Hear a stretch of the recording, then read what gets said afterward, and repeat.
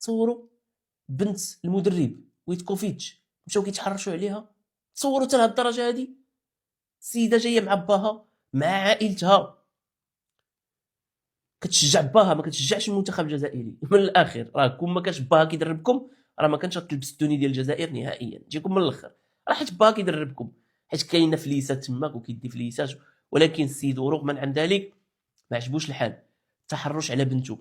فحسب تقارير اعلاميه هناك ضجه كبرى تحيط بالمنتخب الجزائري عقب الغضب العارم الذي عبر عنه مدرب المنتخب الجزائري فلاديمير بيتكوفيتش بسبب الاعلام الجزائري.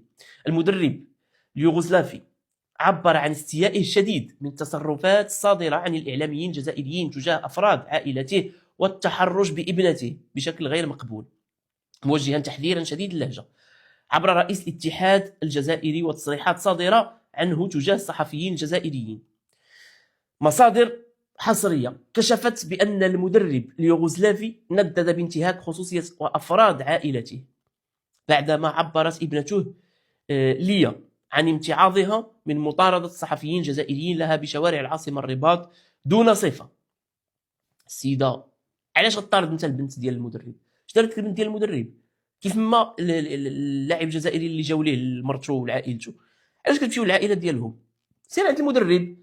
علاش غادي عند بنت المدرب؟